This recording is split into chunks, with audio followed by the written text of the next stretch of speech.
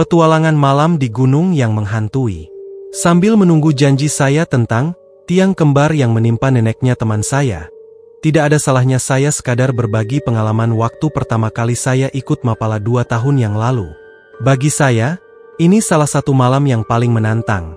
Karena, rupanya saya tidak sendirian.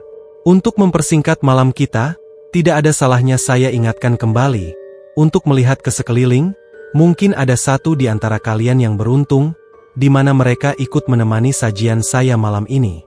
Seperti yang saya bilang, kejadian ini terjadi 2 tahun lalu, waktu saya ikut kegiatan kampus yang bergabung dalam tim ekspedisi ke salah satu gunung yang kurang dikenal. Kegiatannya sendiri bertujuan untuk menyambut mahasiswa baru yang bergabung di organisasi Mapala kampus. Singkatnya, saya adalah salah satu orang yang ikut. Well, siapa yang tidak suka dengan gunung dan alamnya? Jadi saya sudah senang saja bisa ikut kegiatan ini. Namun, rasa senang saya harus saya pikir ulang ketika jadwal keberangkatan rombongan adalah malam Jumat Kliwon. Saya sempat protes, kenapa harus Jumat Kliwon? Dan dengan enteng mereka cuma bilang, kamu kan sering naik gunung, mau naik hari apa juga sama saja, lihatnya pohon doang. Salah satu dari pengurus memang kenal saya dan sepak terjang saya naik gunung. Tapi, saya pikir ini bukan ide yang baik. Tapi sudahlah. Akhirnya saya nurut apa kata mereka sebagai pengawas dalam perjalanan ini. Gunung yang saya maksud tidak bisa saya sebutkan. Tapi saya bisa kasih gambaran sama kalian tentang gunung ini. Ini adalah gunung yang sebenarnya cukup dikenal di Jawa Timur. Namun, kurang begitu populer untuk digunakan sebagai jalur pendakian. Karena gunung ini lebih sering digunakan untuk camping atau sekadar jurit malam untuk sekolah dan kampus. Jalurnya yang mudah ditempuh dengan mobil, sekaligus jalur yang paling penting, menghubungkan kota saya dengan salah satu kota wisata di Jawa Timur. Kami berangkat bersama rombongan jam 2 sore, kendaraan yang kami gunakan adalah bis yang sudah disewa, karena cukup banyak yang ikut. Di tengah perjalanan, para pengawas menjelaskan apa saja kegiatan kita di sana nanti, karena tujuannya sendiri hanya pengenalan pada anak-anak baru yang baru saja gabung ke Mapala. Saya tidak begitu antusias mendengarnya. Namun, semua berubah ketika mereka bilang, nanti kita ada game di sana. Di tengah perjalanan, saya bisa lihat banyak anak-anak dari fakultas yang berbeda-beda. Sialnya, yang dari fakultas desain, cuma saya sama teman satu-satunya. Itu pun dia adalah salah satu pengawas yang akan bertugas. Akhirnya, saya cuma diam duduk di kursi paling belakang. Jam 5, kami sampai di tanah lapang yang ditulis sebagai base camp dengan logo Mapala kami.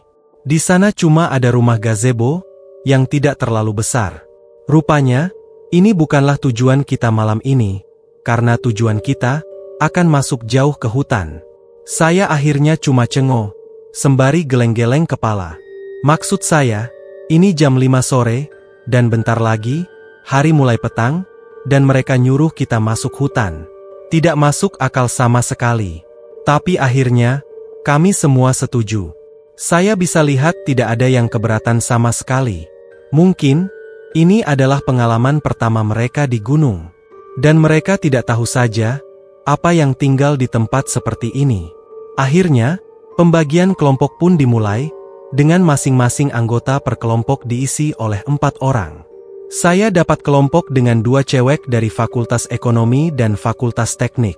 Sebut saja namanya, Tania, Lita, dan Rudi. Saya tidak keberatan sama sekali. Siapapun kelompoknya toh ini cuma kegiatan Mapala biasa yang pasti cuma jalan-jalan nikmatin malam. Tapi rupanya, Tania lebih sering curi pandang ke arah saya. Sampai, dia akhirnya bilang waktu kita cuma berdua, "Mas, bisa lihat ya?" Saya yang dengar itu cuma merespon dengan bingung. "Lihat apa ya Mbak?" Tapi dia tidak melanjutkan, lalu pergi begitu saja.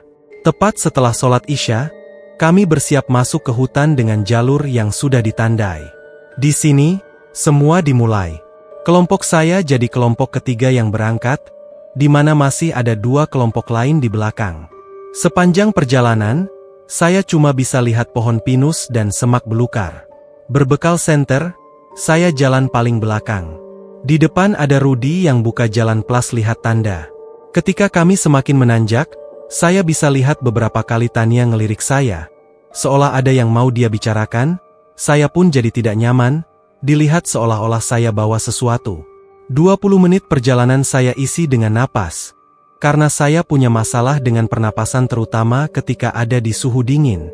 Rudy memutuskan berhenti waktu melihat Lita sudah tidak bisa lanjut. Kami pun berhenti di salah satu pohon. Di sini, Tania mendekati saya. Lihat tidak di sana ada apa. Tania nunjuk sesuatu di semak belukar. Iya, saya lihat pocong, kata saya sebel. Tania cuma nyengir, kemudian pergi lagi.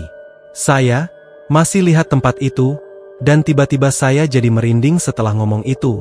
Padahal niat saya cuma bercanda. Saya tidak bisa lihat apa-apa. Sejak kejadian itu, saya merasa ada yang ngikutin di belakang, leher belakang saya, jadi lebih dingin. Sampailah kami di tempat kumpul yaitu di sebuah lahan kosong, seperti lapangan, dan saya bisa lihat banyak orang yang mulai mendirikan tenda. Perjalanannya sendiri memakan waktu cukup lama, 50 menit. Anehnya, dua kelompok yang seharusnya di belakang saya, sudah pada sampai duluan.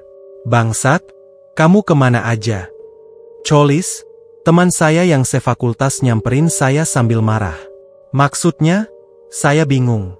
Saya bisa lihat banyak pengawas lihat saya tidak enak. Akhirnya Cholis bawa saya menjauh. Jalan 15 menit dari base camp saja sampai hampir 1 jam. Saya sudah panik sama yang lain. Lah, saya lewat jalan yang kalian kasih tanda, kata saya membela. Ya tapi hampir 1 jam, kamu muterin gunung apa gimana? Tania mendekati saya dan Cholis kemudian dia bilang, maaf kak, saya tadi capek banget, jadi minta berhenti lama buat istirahat. Saya bisa lihat Tania bohong. Ya udahlah, dirikan tenda buat kelompok, habis ini, ada game malam. Cholis pergi balik ke tenda pengawas. Sebelum saya tanya, Tania seolah tahu dan langsung jawab. Mereka memang suka mas gangguin orang kaya kita. Kalimat itu bikin saya makin tidak enak. Saya dan Rudy mulai mendirikan 2 tenda sementara Lita dan Tania siapin tempat api di depan tenda. Jarak antar tenda tidak terlalu jauh, tapi masih lega. Saya masih mikirin ucapan Tania. Entah kayaknya saya familiar dengan kalimatnya. Setelah semua beres, Cholis manggil saya. Rupanya, saya ditunjuk sebagai kepala kelompok. Awalnya saya nolak tapi rupanya si Rudy yang ngajuin nama. Game malam sendiri adalah game di mana kita akan ngambilin sampah di beberapa titik.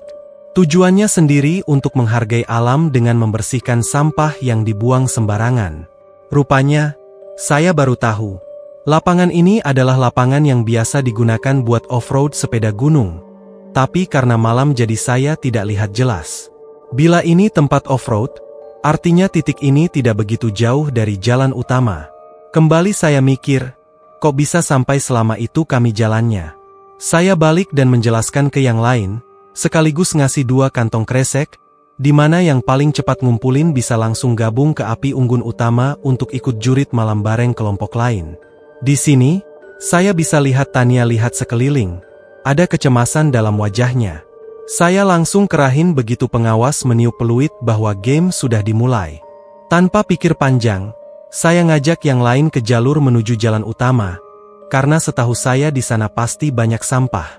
Rupanya, Tania berdiri tepat di belakang saya. Rudy akhirnya sama Lita. Benar saja, saya bisa lihat kantong kresek di mana-mana. Selagi saya mungutin, Tania akhirnya ngomong, "Pocong itu usil mas." Saya cuma ngelihatin dia sambil tanya, "Pocong apa sih mbak?" Lah itu, yang tadi bikin kita muter-muter. Saya lirik, Rudy dan Lita cukup jauh buat denger obrolan kami. Akhirnya saya tanya, "Tania, kamu bisa lihat begituan Tea? Apa cuma bikin saya jadi ketakutan?" Loh, dia ngelihat saya curiga, "Kamu bisa lihat juga kan?" Saya tidak bisa mbak. Akhirnya saya bilang, "Lah tapi kok tadi tahu, kalau ada pocong yang saya bilang?" Satu-satunya pocong yang saya tahu. Ya sudah, lebih baik, kita kerja cepat. Tania tidak lanjut, dan seperti yang saya prediksi, dalam waktu 10 menit, semua selesai. Saya bawa ke titik akhir. Kami balikin ke tempat tenda, dan sudah ada api unggun besar. Rata-rata dari kelompok yang lain, kebanyakan adalah mahasiswa baru. Mereka senang, dan kami dihibur dengan berbagai cerita. Cuma saya dan Tania yang duduk terpisah. Saya tetap berpikir tentang kalimat yang Tania bilang.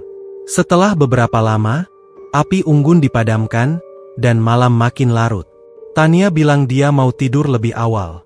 Dan tidak berapa lama, Tania benar-benar tidur. Jam 2 pagi, saya terbangun. Dan saya terbangun bukan tanpa alasan. Saya bisa merasakan dingin yang aneh. Seolah ada yang merasuki tenda saya. Tentu saja, saya tahu tenda ini bukan tempat yang aman. Saya lirik keluar. Jalap. Saya masih bisa dengar suara berisik dari tenda lain. Saya cemas, dan lebih cemas lagi, ketika saya mendengar suara seperti langkah kaki besar di sekitar tenda. Suara itu, seolah bergerak ke tenda kami. Saya cek keluar, dan ternyata benar saja, tidak ada orang. Dari dalam tenda, saya coba lihat luar tenda. Semakin saya perhatikan, semakin saya merasa cemas. Dan seperti ada seseorang yang mengamati dari jauh. Lama-lama, suara itu menjauh. Saya bisa lihat suara langkah kaki menuju ke tenda lain, dan semakin jauh. Saya kembali tidur dengan hati-hati. Pagi menjelang, ketika saya baru bangun, semua sudah siap-siap. Tania tidak kelihatan di tenda. Saya, Rudy, dan Lita menuju base camp. Saya baru tahu, ternyata Tania sudah pulang, katanya sakit. Kemungkinan besar, dia minta izin karena merasa tidak enak badan. Selebihnya, ya saya tidak bisa komentar lebih. Laporan selesai, dan malam yang seharusnya menegangkan, entah kenapa terasa sangat aneh.